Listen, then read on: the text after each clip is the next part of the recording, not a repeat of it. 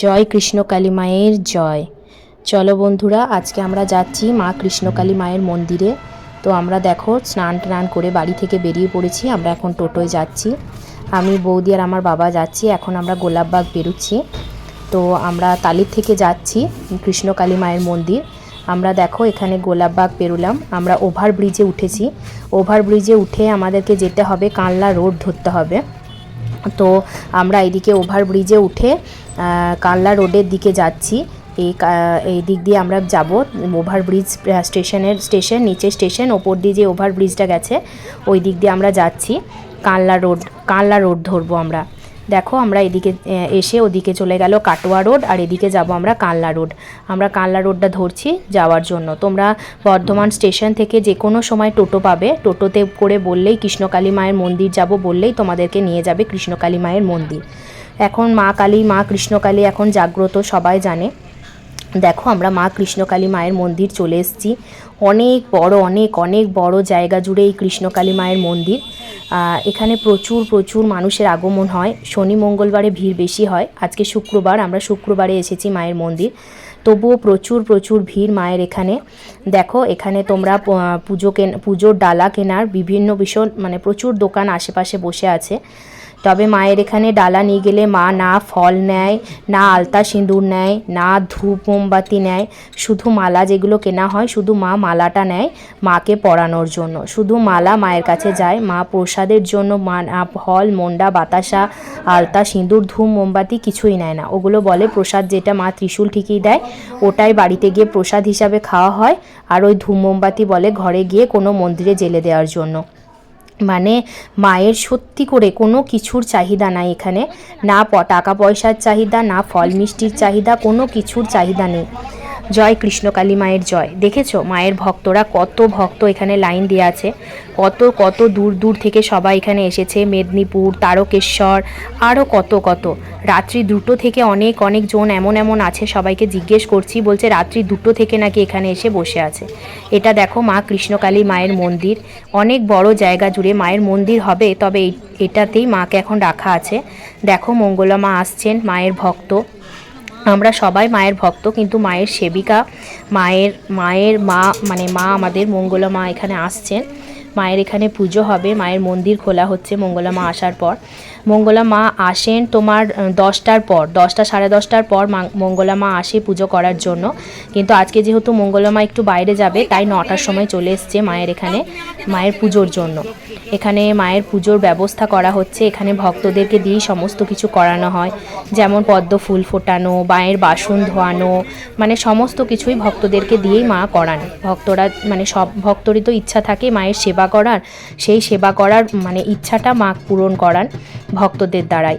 এখানে মালাগুলো সব একসঙ্গে এক জায়গায় প্রথমে গিয়েই সবাই একটা ঝুড়ি নিয়ে ঘুরে বেড়াবে, বলবে মালাগুলো দিয়ে দেওয়ার জন্য। ওই মালাগুলো মায়ের মন্দিরে এখানে এসে জড়ো করা হয়, সেই মালায় মা কৃষ্ণকালীকে পরানো হয়। এখানে দেখো ঢাক বাজানো, খঞ্জনি বাজানো, শাঁখ বাজানো, সমস্ত কিছুই ভক্তদেরকে দিয়ে করা হয়। মায়ের ফল কাটা, মায়ের প্রসাদ মাখা, সমস্ত কিছু।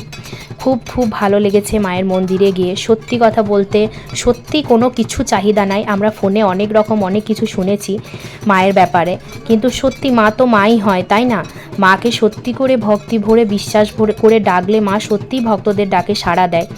তো আমিও গেছিলাম মায়ের মন্দিরে, মাকে ভক্তি ভরে মাকে প্রার্থনা জানিয়েছি, মনের কথা বলেছি। জানি না মা আমার ডাকে কতটা সাড়া দেবে, তবে গিয়ে আমার খুব ভালো লেগেছে। ওখানে দেখো ফল কাটা হচ্ছে, এখানে মায়ের পুজোর আয়োজন শুরু হচ্ছে। এখানে মায়ের পুজো হবে। আর এখানে মা সবাই বলে না, গেলে কি বললো, কি দেখালো, কি হলো, এখানে বলার কিছু নেই। মায়ের ত্রিশূল আছে আশীর্বাদী, ওই ত্রিশূল সব ভক্তদের মাথায় ছোঁয়ান মা। আর শুধু একটাই কথা বলে, প্রত্যেক দিন 2টো করে জবা ফুল খেতে হবে। আর একটা হচ্ছে তোমার মায়ের মন্ত্র জপ করতে হবে, জয় কৃষ্ণকালী মায়ের জয়। এই মন্ত্র 108 বার করে জপ করলেই মা সব ভক্তদের ডাকে সাড়া দেবে। এটাই নিয়ম। এখানে কেউ কিছু দেখে বলা বা কি হয়েছে, কি কারণে হচ্ছে, কি জন্য হবে, কি হবে, এসব কিছু মা এখানে বলে না। মা শুধু ওই ত্রিশূল ছোঁয়া দেয় আর বলে জবা ফুল খেতে, আর 108 বার শুধু মায়ের নাম জপ করতে। কোনো টাকা পয়সা চায় না, কিচ্ছু না। তুমি মন খুশি করে যেটাই দেবে সেটাতেই সন্তুষ্ট। এই হলো ব্যাপার। অনেক রাত থেকে এখানে লাইন দেয়া আছে। এখানে লাইন দেওয়ার কারণে। আর যারা এমার্জেন্সি পেশেন্ট, অসুস্থ বাচ্চা, তাদের লাইন দেওয়ার দরকার নেই, তাদের একদম লাইন দিয়ে শুধু শুধু দেরি করার দরকার নেই। যাদের অসুস্থ বাচ্চা, তারপর তোমার অসুস্থ মানুষকে নিয়ে যারা যায়, তারা একদম সামনেই, এই সামনে যে চাতালটা দেখছো যেখানে মায়ের মন্দিরটা, ওখানে গিয়ে বসলেই মা সবার আগে তাদেরকে দেখে দেয়। যারা অনেক ভক্তরা আছে, ভক্তদের সবাইকে দেখে, কিন্তু মা বা যেখানে গার্ডগুলো যারা রয়েছে তারা এতটাই ভালো, তারা বাচ্চাদেরকে ভীষণ ভালোবাসে, খুব যত্ন করে। অসুস্থ বাচ্চা বা বাচ্চারা যারা থাকে তাদেরকে আগে দেখিয়ে দেয়, তাদের জন্য লাইন দেওয়ার দরকার নেই। আর দেখছো এখানে বাথরুম টাথরুম সমস্ত কিছুর ব্যবস্থা আছে, কল আছে, জল খাওয়ার, বাথরুম টাথরুম আছে। যারা রাত থেকে আছে মায়ের এখানে, তারা সবাই ওখানে থাকে। এই যে আমি পুজো দিয়েছিলাম, পুজোর ডালাতে মায়ের জন্য মালা কিনবে, পুষ্প প্রসাদ সবাই চায় বাড়িতে নিয়ে যাওয়ার জন্য, কিন্তু মা কিন্তু ওখানে পুষ্প বা প্রসাদ কিছু নেয় না। মা বলে ওই ত্রিশূল ছুঁয়ে দিলেই নাকি সব হয়ে যাবে। এখানে খাওয়া দাওয়ারের সমস্ত ব্যবস্থা আছে, পুজো টুজো দিতে অনেক দেরি হয়ে গেলে খাওয়া দাওয়ার জন্য সমস্ত ব্যবস্থা আছে, হোটেল আছে, অনেক কিছুই আছে। প্রচুর গাড়ি, প্রচুর টোটো, প্রচুর সমস্ত কিছু এসছিল।